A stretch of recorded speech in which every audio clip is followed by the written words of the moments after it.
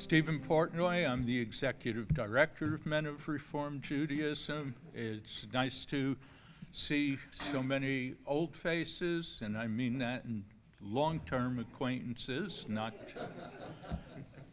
and so many new ones. So welcome. I hope there will be some extraordinary takeaways from the programs we have for you. You'll be challenged. And one thing that I'm going to ask of you, if you've noticed, and it's probably not the norm, except for 3 people, 1, 2, 3, there is no other information about you but your name on your name tags. And we did that for 2 reasons. One, security, but the second and more important is you're going to see somebody's name, but that's it. So you're going to talk to them, ask them where they're from, et cetera, et cetera. So step out of your comfort zone. Don't sit with the people that you came with. Sit to somebody with somebody new. Extend your boundaries. And with that, a heartfelt thank you to Mark Hellman, who's the president of Temple Bethel's Brotherhood, of course to Rabbi Mack for probably instigating this, Rob Stolzman, my consigliere up here, who has been of invaluable help. So without further ado, I've spoken my piece. Mark, thank you. Thank you. Well, this has been a long time coming, literally. You know, in Rhode Island, we have a tradition of identifying places by what they used to be called. Just yesterday, I agreed to meet someone where Benny's used to be. I found it. Well, MRJ used to be called the National Federation of Temple Brotherhoods, of which our brotherhood was a founding member 100 years ago. And after 100 years, MRJ is still going strong. You may not know that this year also marks our Brotherhood Centennial. Just like many of you, our tradition of fellowship, motivated by service to our temple and Jewish community, has taken on various forms over the years. We broadcast temple services during the early days of radio and supported our troops during the Second World War. We sponsored a Jewish Boy Scout troop in the early days of scouting, and during the 60s, the Brotherhood debated Vietnam policy and supported the civil rights movement. 50 years ago, along with clergy, we founded our temple's daily minyan, which endures as one of the oldest within the Reform movement and now includes Zoom participants from across the country. For decades, we've sponsored breakfast speakers, and we've run a bagel cafe for the students, given scholarships and other support to our beloved religious school. For MRJ, we provided a president in Stuart Aronson and a half dozen others who served on the board at various times. Our brother Alan Moskoff has served MRJ in various capacities for many years. A lot of hard work went into planning the Centennial celebration, including Brian Hatkoff and the rest of MRJ's executive board, Stephen Portnoy, who can finally relax next week, Alan and our brother Rob Stolzman, as well as our clergy and staff whom you'll get to know this weekend. You're in for a real treat. We thank them and all others, too many to mention, who made this amazing celebration possible, as well as the generations before us in the Reform movement who gave us something to celebrate. We are humbled and honored to sponsor it. May we go from strength to strength, and may we always remember that we are stronger together. And with that, I'll pass it over to Rob. Okay. Thank you, Mark. Is that on? Yeah, okay. Gentlemen and ladies, welcome to our Centennial celebration. I broke a promise. That bothers me. I really wanted this meeting to be on the West Coast, as we've had most of our recent meetings to the east or the central of the country. But having our Centennial at this historic Temple Bethel, one of our original affiliates, was just too perfect an opportunity to pass up. I'd like to thank the whole Rhode Island contingent, whose names have been mentioned twice already, so I'm not going to do it a third time. We're going to spend some time looking back and remembering, honoring our past, with our President's panel and Rhode Island history. But while reminiscing is wonderful, I want this to be a time for looking forward, getting us out of our comfort zone, discovering new topics for thought and discussion. Ideas that are easily replicable and can be brought back to your own temples. We have a very full agenda.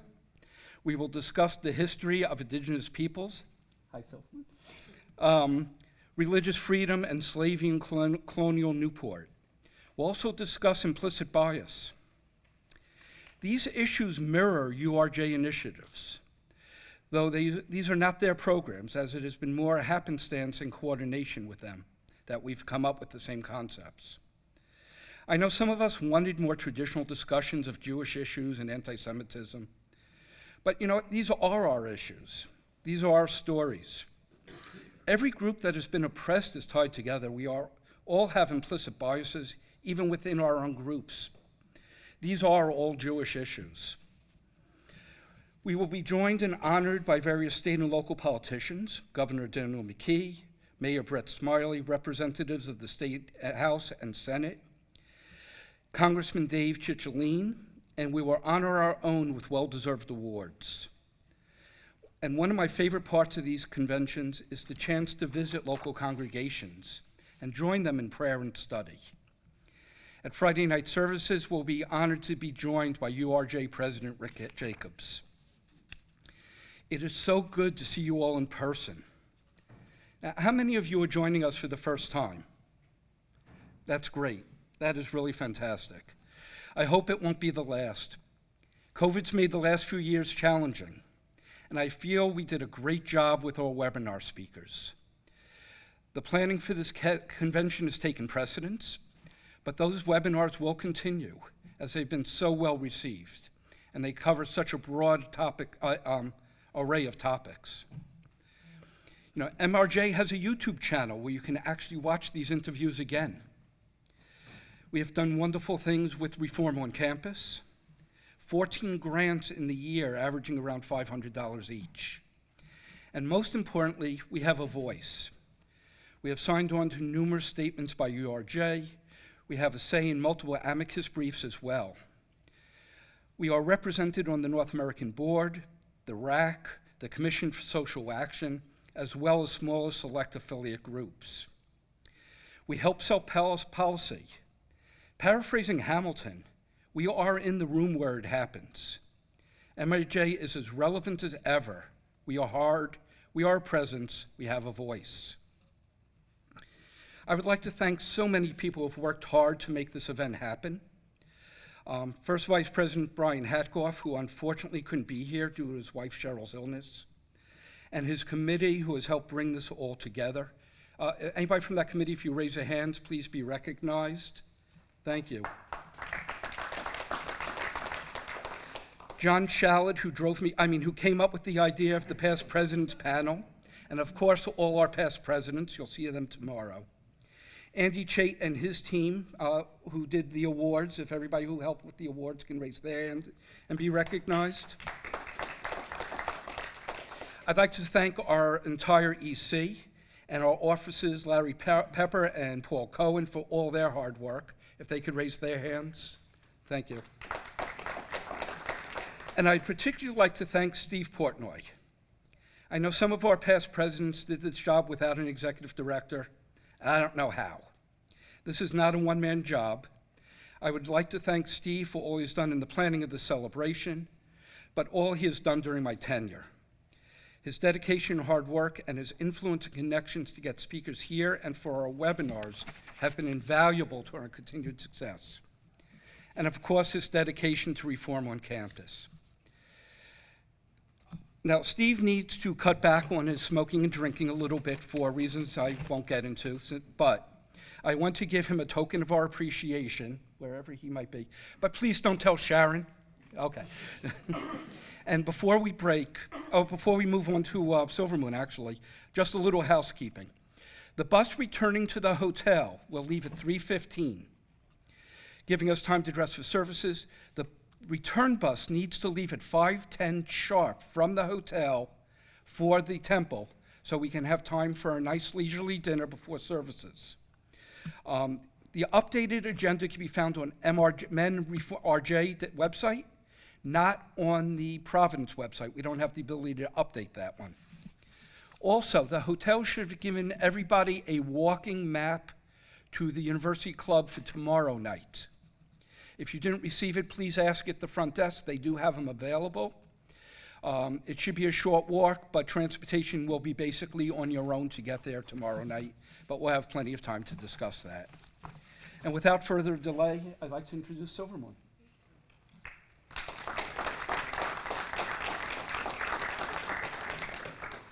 Asquequasanumis, Natasui Silvermoom LaRose, Nin Nahahagansek, Kanayantik, Kanupiam Nitampawaga Aki at Nahahagansek. Welcome everyone to the lands of the Narragansetts. My name is Silvermoom LaRose. I'm a member of the Narragansett tribe. I'm also the assistant director at the Tamaquag Museum. If you're new to our area, welcome. Tamaquag Museum is Rhode Island's only Indigenous-led museum. We focus on the history and culture and lifeways of the Indigenous people of the southern New England region. So not solely the Narragansett, but we get very Narragansett heavy at Tamaquag. One, we are in Narragansett territory here in the state of Rhode Island, but also a lot of our collections reflects Narragansett history.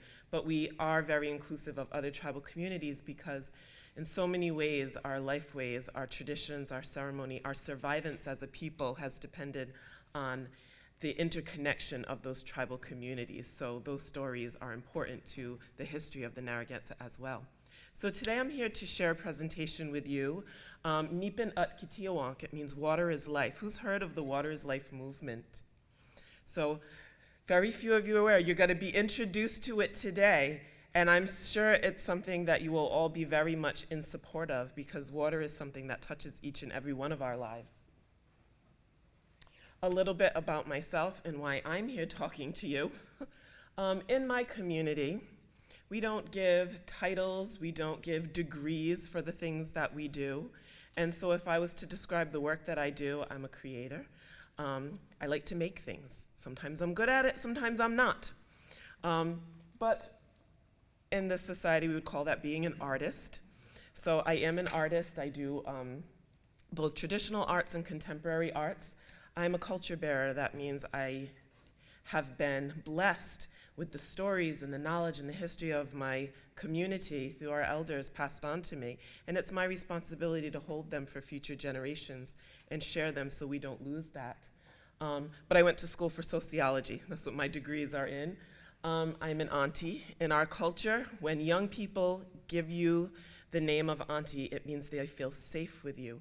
They come to you when they need help, when they need protection. They look up to you. But I also served as a counselor for 10 years before I came to museum work. I'm a protector. I do conservation work in our community. I serve on the Conservation Commission for our town. But I think of that as being a protector because I'm protecting our lifeways, our traditions. This is our home. There's nowhere else in the world that we can go to reconnect with our traditions and our culture and the things that are important to us. It's right here. So if we don't protect what's right here, we lose all of that. I'm a storyteller. At the museum, I do curations, telling stories through our cultural belongings, but I also like to write. I do traditional storytelling, and I'm a pretty good liar, but we won't get into that. So imagine you have $25, and this $25 is all you're gonna have for the rest of your life, but it's gonna take care of everything, but you're gonna have to make some very hard decisions in order to stretch that $25 to meet all of your needs. So you have to think about what things are most important. What can I live with? What can I live without? What am I willing to forego? And we might have to give up things that we prefer. We might have to give up things that make us comfortable or that have been habits for us that we have regularly enjoyed because we may have to make sure that our needs are met. And so if you want to splurge on being able to get out and eat wherever you want, whenever you want, wherever you want at any point in time, it's going to cost you a whole $10 of that very limited budget. So maybe instead I've got to limit myself to my 3 square meals a day and make those at home. Maybe instead of driving a luxury vehicle, I will buy a used vehicle so I can stretch this money a little bit longer. So we have to make hard decisions that we might not feel comfortable in. Why? Because we have a limited resource. $25. It's got to cover everything, and you're not getting any more money. So it takes some time, some thought, some consideration, some willingness to forgo things that make us feel comfortable. What if that $25 was all you had to purchase everything you would need in relation to water? We have to use water. We need water every day of our lives. It's an important part of just existing on this planet. So we have to think, $25 is all the water use that I will have, and I have to make it last for the rest of my life. Well, what things are most important to me? What things can I go without? I may have been used to taking daily showers, sometimes 2 or 3 times a day, after I go swimming or go to the beach, but I only have this limited resource, so I have to limit my showers maybe 3 times a week. Maybe just, take a break, let the skin relax once in a while. It's a hard decision to make. Maybe you can't afford to not take a shower every day, or others in your family might be upset. We don't always need a pool. We have lakes, rivers, and streams that we could go and visit, but we are using a water resource. Even in that, water isn't free. We're now putting our bodies into water reserves on this planet, so it does cost a few dollars, but it's much less than having an in-ground pool that we have to constantly be filling up and cleaning and managing. So we can make hard decisions when we know we've got to make this last. But how much of us really think about water in that way? Do we actually think every day about the limited resource that it is? Some of us, those of us here in Rhode Island, we're very blessed to have access to lots of water all the time. I live over a natural aquifer. It feels like the water's never going to end. The water that's in my toilet and in my shower is clean drinking water that people could be enjoying. It feels like an endless resource. But for every drop of water you waste, you must know that somewhere else on this earth, someone is desperately looking for a drop of water. Just because it feels like an endless resource to us does not mean it's an endless resource to everyone. And so it's important to protect our water because there's not a lot of it. It feels like there's a lot of it because 71% of the Earth's surface is covered by water. But of that, only 3.5% of that is drinkable. But there's a twist. You don't have access to all 3.5%. Because that 3.5%, only 0.3% of that is actually available to us in our aquifers, in our lakes, in our streams, 31% of that in our groundwater. So it's even smaller percent. Most of that clean drinkable water is trapped in ice. So we don't have ready access to that. So we're looking at a very tiny percentage of water. And the water we have now is all the water we're ever going to have. We're never getting any more. It's the same water that's been here for millennia. It just keeps going around and around. So when we pollute that water, when we destroy that water resource, that pollution stays within that water and gets introduced to this cycle, and it just stays that way, further limiting the clean water we have to consume. Sometimes I'm like, the water that you're swimming in your pool, this is the same water that dinosaurs swam in. This is it. And this water has to be accessible to everybody. And there's about 2 billion people who live without access to clean drinking water every day, which is insane. Because we literally need water to survive. And not just a little bit of water, a lot of water. Our bodies are made up of water. It would be fatal to lose just 12 to 15% of your bodily fluid. You could die of dehydration in just 3 to 4 days. You need between 11 to 15 cups of water just to function properly. The younger you are, the more water that makes up your body, and the more water you need to be available. It's what makes all of our organs function. That's how much of our organs rely upon water. And so if you're not getting enough, everything in your body starts to break down. We need water every day in order to just survive. As Indigenous people, water is a part of our identity. The Narragansett language, our name for ourselves as a community, would be Nahahagansek. There's no R's in our language. That was Europeans that added the R. And it means people of the small point. It's talking about the points of land that meet the water. This is where so much of our life and livelihood came from. But more so than that, in our traditional stories, what do we find by the water's edge in the earth? That's where we find clay. And in our traditions, Creator formed us from this clay. And so we're literally of the land that meets the water. It's who we are. And there's evidence of habitation here in Rhode Island that goes back 20,000 years. Now, researchers will get into all kinds of arguments about who it was. Some of them like to say that those earliest inhabitants weren't us, and we're like, well, who were they, and where did they go, and how did we end up here? Because in our stories, we've always been here. This is where we come from. And I don't argue with researchers in that way. I digress to my ancestors, and their stories are good enough for me. I am of this place. Everything that makes me who I am is of this place. We're considered Eastern woodland coastal people. That's how they describe us when we talk. We like to categorize tribes by regions. So we do share a lot of cultural similarities with other Eastern woodland nations because we have the access to similar resources, but a little bit different being on the coast because we have that whole coastline of resources. I had a school teacher tell my son in 5th grade that even though we lived right next to the ocean, we didn't seem to use a lot from it because they taught in school Pacific Northwest is the coastal people, not here in the Eastern woodland, which is absolutely absurd. Why would we ignore a whole resource that we're living right next to? This is an area, a map of the New England region, the southern New England region where our museum focuses on. Look at how much water is there. We're surrounded by water.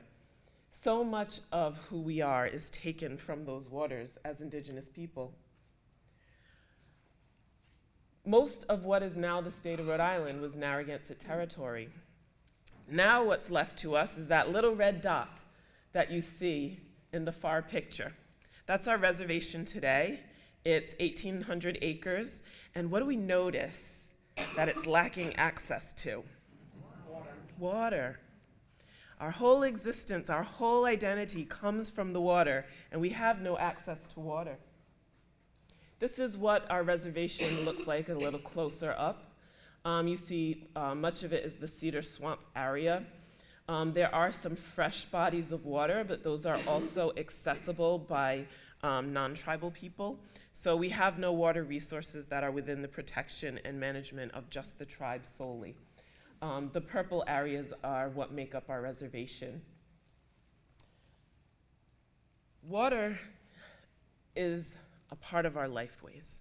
There's so many resources that come from the waterways. This is where foods, minerals, plant resources are taken from.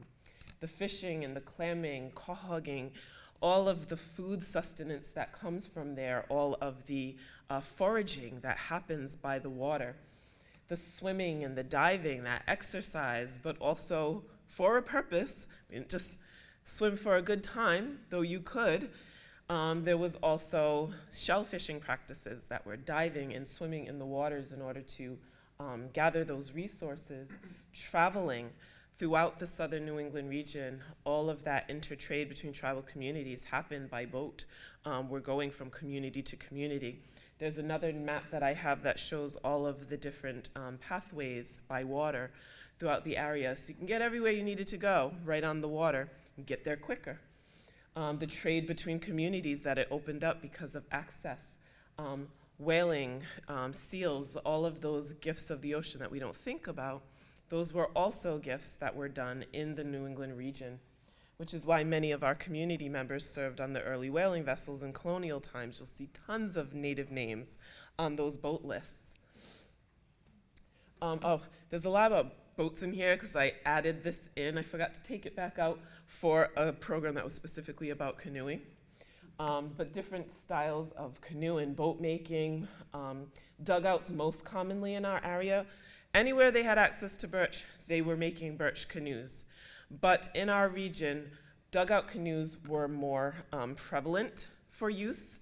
I hate to say it's an easier form of boat making because it's still a lot of work. But one individual could make a dugout canoe. They would need help moving it once it was constructed. But Roger Williams documented the process, taking about a week from felling that tree to the controlled burn to clean out that tree, which is what's happening in this photograph here. Smoothing the sides, getting it all prepped to go into the waters. One person could manage that over the course of about a week.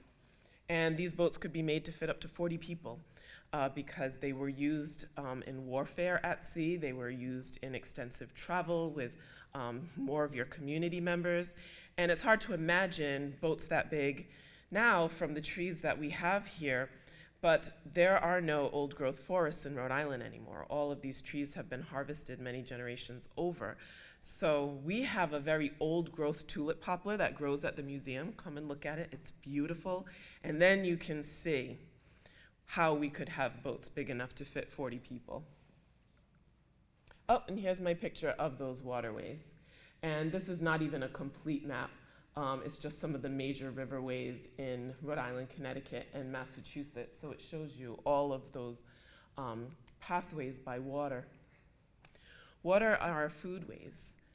They always have been, and they still are today. A lot of our community members still support themselves, sustain their families through subsistence food gathering. And the ocean is the biggest bounty for that.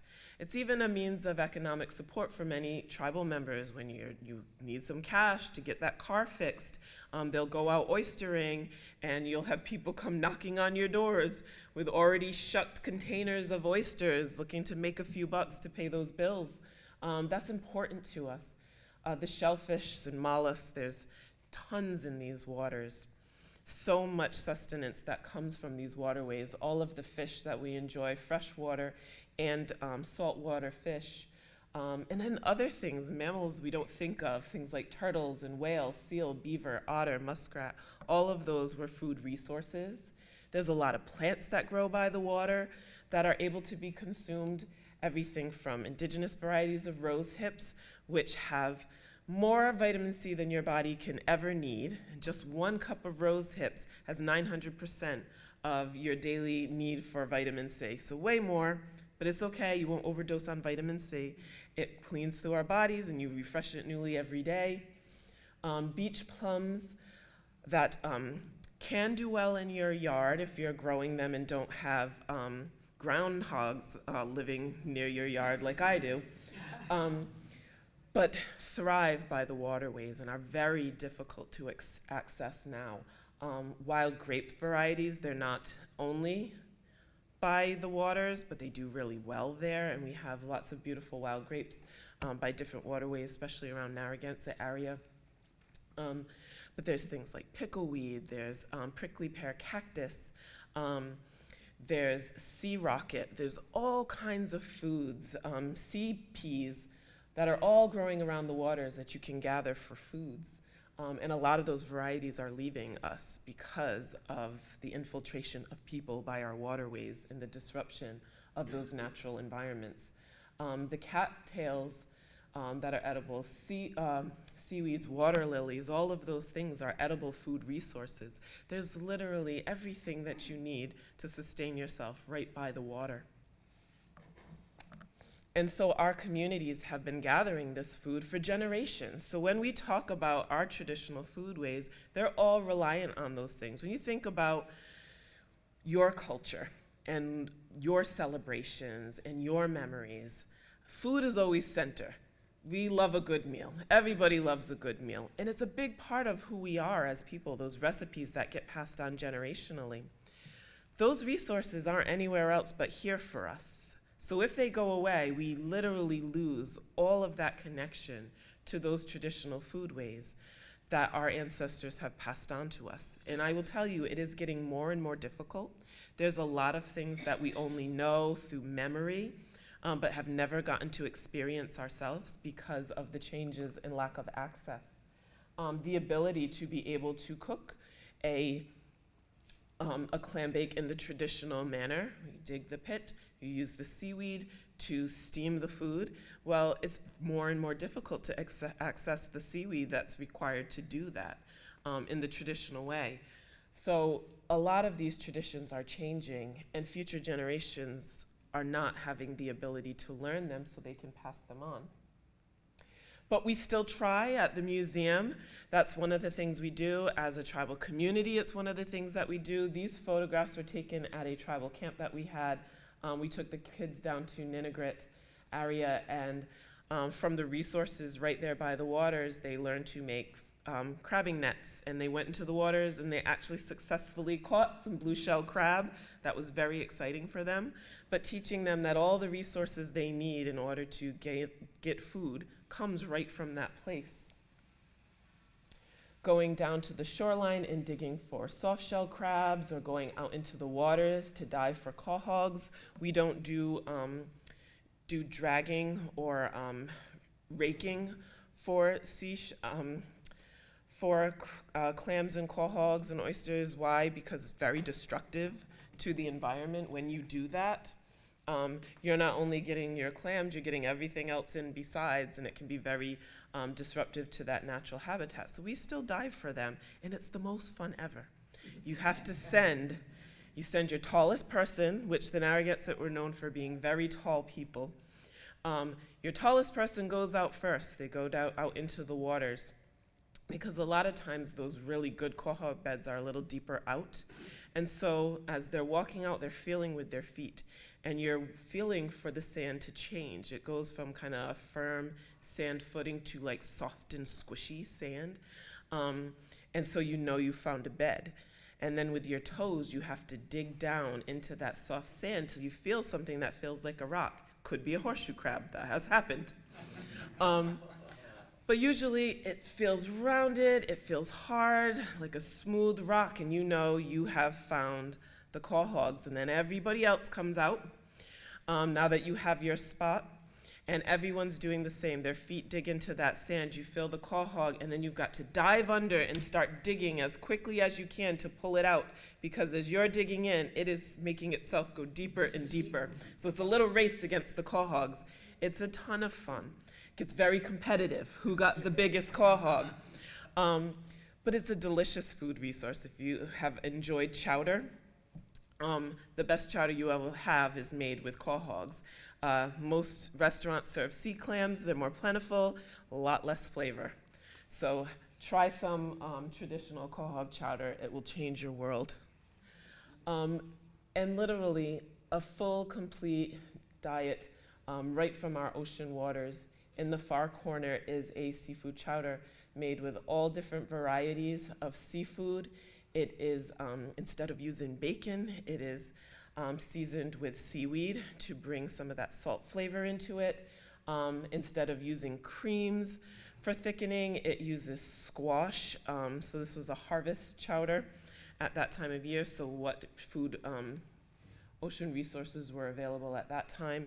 And you have all the minerals you need. You don't have to add any salt to it. It's all coming from the seafood. As long as you don't wash the seafood first, that's the trick. You will have grit and sand. That is one of the hardest parts, is getting used to that. But if you wash it, you've washed away all your flavor. So we have resigned ourselves that you gotta get a little bit of grit, but my grandmother always said, everyone's gotta eat their pint of dirt before they die. Skip that video, because I don't have access. Water is also ceremony for us. From the very time that we are conceived and in our mother's womb, we grow within that water in her body. And so, I'm gonna skip that video too, because that's kind of long. We see water in so many of our ceremonies. For us, we have traditions around ceremonial washes. On the East Coast here, where we have an abundance of fresh bodies of water, We utilize the ocean and rivers and ponds. If you go out west, where my husband's from, he's from Utah, they use the snow. And it's meant as a cleansing. It's meant as a building up of stamina for the winter time. My mother always shared stories of our grandmother would make them go down to the pond every January and break the ice, and they all had to get in and do a wash. And that was meant to cleanse them of any germs that they had on them and build up their stamina to withstand the cold. My husband brings traditions from the mountains where babies are introduced to that cold. They get their snow baths the first winter of every year to help get them used to that cold weather and to cleanse them of any germs on them. So same beliefs thousands of miles away. But water was a cleanser, and it built us. So we see it in ceremony. The bottom picture is a photograph. We have our traditional wash day that happens the day after our green corn Thanksgiving celebration, and they go down for a sunrise wash, and then they have a feast. But now, because of lack of access, you can't do all that at the ocean waters, so they go have the feast at Hungry Haven Restaurant. We still make it work. In our sweat lodge ceremonies, it's a release of water in cleansing. And you see sweats or saunas. Those are throughout many different cultures of the world as a form of health and cleansing and renewal. It's relieving your body of all of those toxins through sweat. You are entering your mother's womb when you go into the sweat lodge. It's dark inside. They bring in the hot stones and they pour water onto those stones. That water then creates that steam that fills the place. It draws water out of our bodies. And what happens when we leave sweat? You immediately go into the waters. For many different communities, you would immediately go back into the waters to cleanse yourself, rejuvenate. Our traditional sweats here in the East Coast were done by the oceans. You would return to salt waters after that. In the mountains, they go into those freezing cold rivers. But a lot of tribes now don't have access to water like they used to have, and so they have new traditions around that. And so you see water foods replacing the actual bathing in water, rejuvenating through melon, watermelon being used to take back in water because you're no longer able to have the access to water directly after. The foods that come out are more than just food resources. They are ceremony to us. The wampum that we wear, is anyone familiar with the word wampum? We tend to hear it in our early education, history education. And forever we've been taught that wampum was native money. Wampum was so much more than native money. This is a gift that comes from the water. It first provides food, but it gives so much more than that. It was utilized as a gift to honor those who had done the most for your tribal community. So we often saw leadership being adorned in lots of wampum. This was the highest honor you could give to somebody, to give them this gift of wampum. Wampum piag, or wampum peag, some people pronounce it differently, is the beads that are made from the shell. They would use quahog and whelk. It's actually referring to white beads. We think of the purple today. It's very pretty, very popular, but traditionally the white shells were prized. There's actually a separate name for the purple, sakwahak. So those two were meant to be in contrast, the dark with the light. And the way that necklaces would be fashioned or belts made from wampum, they told stories. They made a record of history that you could read. Those that were given the task of carrying on history, knowledge of past events, they knew how to read those wampum belts for those stories and be able to pass that on generationally. So we didn't necessarily have a written language, but we did have written record through these kind of practices. And these traditions were shared. They were traded throughout communities. If you are familiar with the Haudenosaunee, or also known as the Iroquois. They prefer Haudenosaunee. The Iroquois Confederacy, those tribal communities have a beautiful tradition with some of the most amazing wampum belts that have been preserved, and the knowledge along with them. They're not coastal people. Where do you think they're getting that wampum from? So there was trade and exchange of wampum between community, but it wasn't currency. That's something different. It was an idea that was introduced by Europeans. So it was never money prior to European contact. It was much more than that. It was believed when you were wearing wampum, when you're holding wampum, you couldn't lie. So that's how you know I'm telling the truth today. Not making this up.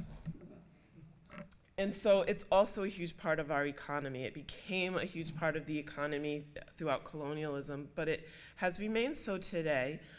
It still has ceremonial value to us, but it is an art form that's utilized by many artists within our communities.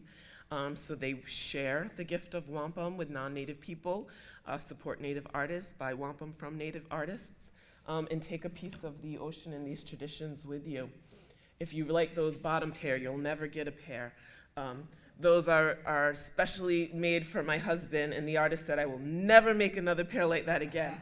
So you can just look at those.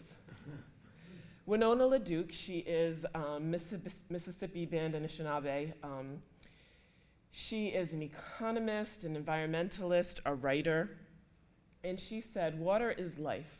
We are the people who live by the water, pray by these waters, travel by the waters, eat and drink from these waters. We are related to those who live in the water. To poison the waters is to show disrespect for creation. To honor and protect the waters is our responsibility as people of the land." So where do you think the word water protector comes from? What does that mean, water protector? What would it mean to be a water protector? To protect access to and inclusion of water. To protect access to and inclusion. Conservation of water. Cleanliness of water. All of that is correct.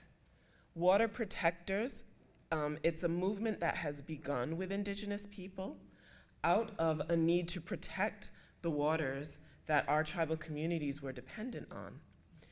So it really sprang forth as a movement after the Dakota Access Pipelines. If you haven't heard of that, look it up. There's a lot to that. But there was a pipeline that was going through Dakota land, through the Standing Rock Sioux Nation. Now this is land that is set aside for their tribal community, but they didn't have the right to stop this pipeline going through their land. And it was going to cross their waterway, the fresh water that feeds their entire tribal community. Now this had already been rerouted from another location because it was protested by the citizens of that area. They didn't want it there polluting their waterways. So what did? They rerouted it through tribal communities where people have less of a voice and less power politically. And so they protested that, and that protest grew. And it was one of the largest environmental protests we've had in this country. It drew in people from all over the world. They had hundreds and thousands of people that came to Standing Rock in protest. And did you ever see it on your news? No. So go and do a research of it. You will see how big this movement got, and there's a reason you never saw it on the news, because Make any difference? Yes and no. So it is stopped, but it's not stopped indefinitely. It's stopped under this administration. And they didn't win initially. They lost. In fact, it got extremely violent against the protesters, who were nonviolent protesters. And it was the tribal nation that actually asked everyone to leave finally because they weren't making headway and it was becoming a danger. So they asked everyone to go home. And it was with the election of Joe Biden, and not saying that he stopped it himself, but there were other reasons at play that put a stop to that. But it's not forever. Say that again? It was on the nightly news. A few places picked it up. You may have seen it once or twice here or there, but for the level that this got and how it was reported on internationally versus here in America, very different. So not a lot of people have heard about this protest, but it did kick off a series of protests by tribal people in many different communities who started to gather steam about protecting our water rights. This water we require to exist on, yes. What about the oil spills where Can we, might I ask, we just save all questions? Oh, that's okay, yeah. And hopefully we'll have a little time for Q&A. No, you're correct, so I'll get through it, and we will have time for Q&A, because this pipeline did burst as they started to put it in, just as they feared. It did pollute the area around it. So they knew it was a concern, and then it actually happened what they were concerned about. And it's not the first time this has happened. So these are a series of different protests that have happened throughout North America in different tribal communities around protecting water. And they took the term water protector because that's what their mission is, to protect clean water, water access for everybody, because it's something that we rely upon. We do not take things for granted, and we know that careful work on all fronts to gather information, clean up our messes, respect ocean life and processes has to happen for life as we know it to continue. That was said by Elizabeth James Perry. She's a Quinawampanoag. She's also a marine biologist. There are issues of social justice and advocacy that are happening throughout tribal communities that are all a part of this Water is Life movement, protesting the pipelines, pollution of our waterways, overfishing, climate change that is affecting the increasing acidity of our waters, rising sea levels, which directly impacts a lot of tribal nations that are coastal. There are Alaskan Native tribes in danger of losing their homes in just 20 years because of rising sea levels. And where are they going? Major storms. There are elders in Alaskan communities and other far northern Canada communities who are speaking to the fears around climate change way before that movement took off, because they were already seeing the changes in their environment and in those spaces. Overdevelopment of all of the areas, especially here, where everyone loves to have a home by the coast, and then that leads to issues of erosion and pollution of our waters, and extreme lack of access. So what can we do to protect our waterways? There are some very simple things that all of us can do. We can conserve. We talked about that $25 that's gotta last you for the rest of your life. We have to make the hard decisions. We have to cut off our constant access and use of it as if it's not going to go away. Disposing of harmful materials properly. Volunteering. There are lots of groups that are doing water protection work, water conservation in every community. You can get involved. Staying informed, knowing what the issues are and being able to speak to it so that you can inform others. Because for those who do this work all the time, they're constantly talking about all of the issues, but most people aren't. And most people aren't thinking about it. And most people are not really considering that just because they have ready access to water bottles in the store and water out of their faucets, that that's not an unlimited resource. And we are in danger because of privatization of our waters. People are buying the water. They're buying water resource. If they want it, there's a reason they want it. And when it becomes commodified, guess who's going to have the most access to it? And guess who will not? So we should be fighting commoditization of water in any way that we can, and being good advocates for our water. The more we can get involved and lift our voice up. So all of us can be water protectors. This is not just an Indigenous movement. This is something that everybody should be a part of. Inebi Gay, he's Dene and Tohono O'odham. He's an activist and advocate for Indigenous people's rights and the environment. And he said, water is not only a human and Indigenous right, it is a sacred and powerful being. Our delegation is concerned that water is quickly becoming the next great commodity. But amidst the rampant corporate buy-up of water resources, there is a growing movement for the protection of water as a basic human right. How would we interact with water differently if we thought of water as an animate being? In our traditions, Pompagasset is the spirit of the ocean. It is an animate being. It is something that we interact with in the same way that we would interact with other humans. You give respect to the water, you pray for the water, you give gifts in return for what you take for the water. That's a relationship of reciprocity. And that's how the resource is maintained and is preserved. And that's how you build relationship with your natural world around you. If everyone thought like that, you wouldn't sell someone that was meaningful to you. You wouldn't disregard them or use them or harm them in some way. So we need to think of our earth and the gifts of this earth, the water, the plants, the animals, everything here, they are animate beings. And we have a relationship with them and a responsibility to them in this act of reciprocity. And I think a lot of our religions speak to that. So going back to those things that feel right. So if you're interested in learning more about the Water is Life movement, there's a myriad of resources, and I'm happy to share these with anybody. If you get in contact with me, so you don't have to try to jot these all down quick, I'm happy to email these to anyone. Feel free to take a shot, but all you have to do is visit our website, tamaquagmuseum.org.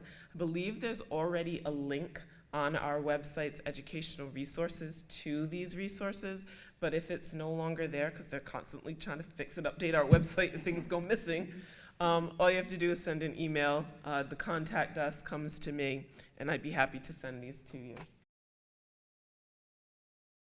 Thank you for having me. I get the feeling that Silvermoon is very adept at giving these lectures and also fielding questions. I was so riveted throughout the entire presentation, and I was grateful. Early in my career, I had the great honor to work with, but more importantly, to learn from a leader from the Narragansett tribe, Winona Harris Brown, as a child welfare worker, and she taught me not to take what isn't mine.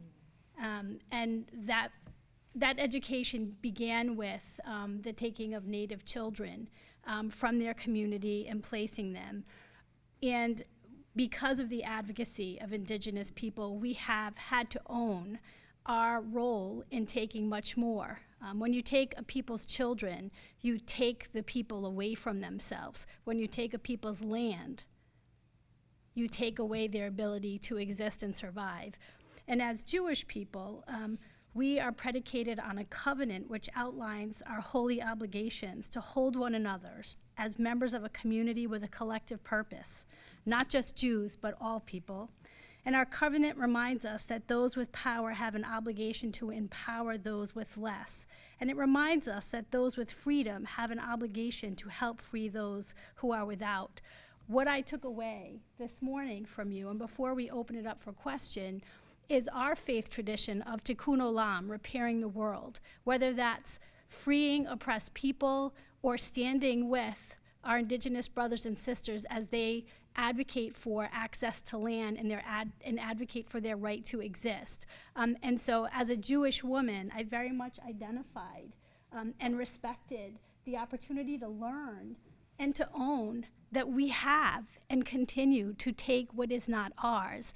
And so I'm really proud of the men of Reform Judaism for having the boldness to not sit in our privilege, but to really own this kind of racial, prestigious behavior that we've had, where we have been able for generations and generations to step on and take what doesn't belong to us. And so I think tikkun olam requires us to acknowledge that, and not just acknowledge it, but begin to move forward. And so I am grateful to Silvermoon for being a leader and providing an example of how we can partner and continue in our duty, our holy duty, to repair the world. And so with that, I say thank you. And I want to go back to this fabulous conversation and invite people to answer questions. And I'm going to let you stand over here because you will field them much better than I. Sure. Yes. Water is also very sacred in Jewish religion, the mikvah, which is where people who convert to Judaism go through a whole conversion process, which ends in going through the mikvah. There's also women during their life cycle visit the mikvah regularly as well to purify their bodies. So water is very sacred to Jewish people as well. I think water is very sacred to everybody. We all, and that's why this is one of my favorite topics to talk about, because I'm like, we all have a connection to water. Even just individually, if you're a person who loves to swim, loves to go to the beach, loves to be by the water, loves to look at it, we have a natural connection to water. But we need it. Everybody needs it. You can't survive more than 3 or 4 days without it. So it connects to everybody in some way. And as Indigenous people, why it's so important to us and why I do this presentation in the way that I do is when you see how much of a person's existence, identity, is directly related to that resource, you literally stop being who you are and lose all of that when you lose that connection to water. Yes? So, to go back to what you were doing in the beginning and Could talking you about just- the Could you native just tribes. say your name and where you're from? Okay. Thank you. I'm Charlie Niederman. I'm from Southern California, but I grew up in Eastern Connecticut in the Pequot Mohegan area. Okay. And we met a lot of them through the 4-H program. But the question I have is, in the 1970s, people discovered something called the Non-Intercourse Act with the native tribes, which essentially returned a lot of land which had been taken by the states, who had no right to take it, only the federal government could, when the tribal lands, in fact, usually were depopulated by disease and things like that. So anyway, a lot of land was returned to the tribes, and I wondered if there was a lot of that. I see that your tribe continued to have its, apparently held on to its area, whereas most of the tribes died out and the land was distributed to others. There had to be a big financial settlement. And I wondered if any of the tribes were returned land in Rhode Island, and if they have been confederated with you, I guess instead of putting in gambling casinos. Yeah, very good question. So we are aware of the Non-Intercourse Act because that is how our land got returned to us in Narragansett. So the Narragansett tribe was illegally detribalized in 1880. Based on that Non-Intercourse Act, states were not allowed to make these decisions to take land from these tribal communities. Anything that was happening in relationship to tribal politics had to go through the federal government. That's what that act said. It's from like 1790. Well, that didn't happen. And land was taken from the Narragansett people in 1882. They held a sale of the reservation. So that's, at that point, our land was taken from us. Now, not all of it left native hands. At that time, when they held that auction, there were tribal families who bought land back. So that land remained in tribal families. There was the area right around the Narragansett Indian Church. And that area, it was like 2 acres, because it was a church, was kept for communal use. That's how we were able to continue to meet as a tribal community. It's why we have the oldest recorded native gathering in the United States. It's been going on consistently for 347 years on record. It's our Green Corn Thanksgiving, also known as our annual August meeting. So it's how we were able to stay connected despite that taking of land. And so in the 1970s, the Narragansett tribe did sue. And that's where we went to court over return of land. And we had our land claim settlement, and land was returned to us in 1978. And that's the 1,800 acres we have now. And why isn't it what we had originally? Well, originally we had most of Rhode Island. But what was in contention was there was approximately 3,000 acres that had been held tribally as a community back in the 1800, and that's what was taken. Now, in 100 years' time, that 3,000 acres having been sold, there were private owners now. There were people who had started farms and families and had homes there. So you couldn't just rip those properties back to return them to Indigenous people, which is where your land claim settlements come from. So the Narragansett tribe got return of land through the land claim settlement, Mashantucket, other tribal communities in Connecticut, Aquinnah-Wampanoag. But one of the most interesting cases of that was actually the Mashpee-Wampanoag. The Mashpee-Wampanoag, when they tried to take their land back in the 1800s, they immediately sued because of that Intercourse Act. And they were able to hold on to their 600 acres and never lost that. And furthermore, they were able to fight to maintain land and water rights. So they, as a tribal community, in Massachusetts, any Native person, you can have access to any waters for fishing. And it doesn't matter if you have to cross someone's private property to get to it. You have access to water. And they were able to maintain that right. Now, being able to act upon that right has been difficult. There are plenty who are doing it and forcing that because they have that right, but it's not met without resistance. It's not met without lots of issues. And that's why they build relationships with police and enforcers so that people understand that's the law here. We're allowed to do this. You can't cut us off from access to land. But that did not happen for the Narragansett. So we have very little access to water. And because of our relationship with Wampanoag, we are able to have better access in Massachusetts than we have in Rhode Island. Because we can go into Massachusetts territory, we can go fishing for herring in Massachusetts. You can't do that in Rhode Island. We can go access the waters up there better than we can access the waters here.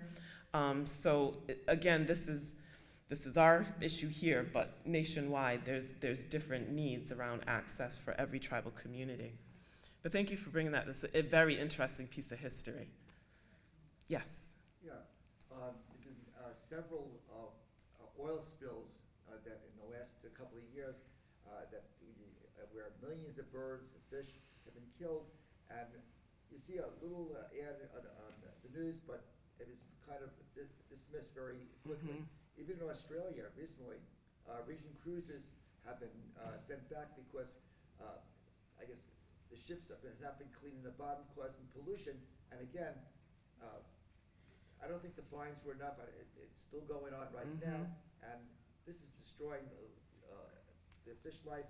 I'm a scuba diver, and I know that this is throughout the waters. There's so many changes in our waters now. We had a panel of experts, both tribal and community, that spoke to fishing practices and the changes that they're seeing in our waters as a result of all of these kind of things, climate change, pollution, and it's scary. And people aren't hearing about it, and people aren't focusing on it. And I think that's why it's so important to educate yourself, because it's not on the news every day like it should be for as big an issue as it is. It's not something that's being put in our face constantly. So you have to seek out information about that and find out where your public leaders stand on these issues, because that's what really matters. They're making the decisions, and we can do our little parts. The stuff that we can do is very little to attack the problem because it's so much larger than us. So we need those who are in positions of power that can make the policies, that can hold people accountable when they do wrong, to really take a firm stance on it. So who are the elected leaders that we put into those positions? We should be rallying around those who stand for those kind of environmental protection supports. That's what we can do as individuals that's most powerful, use the power of our vote, but it needs to be an educated vote. And people tend to weigh one thing over another, and I think at the end of the day, none of those other things are gonna matter if we can't exist on this planet. So really our environmental issues need to take a much stronger position in politics, but that's my opinion. Mark Hellman, Temple with Bell. One of the issues about that's come up in Rhode Island is take people private property going right down to the water line. Yeah. And I know there's been a recent pushback on that to make it go to the high, at least the high tide, and that everybody has access from Yeah. that. Was that anything that you were involved with? Yeah, it wasn't anything we were involved in from that position.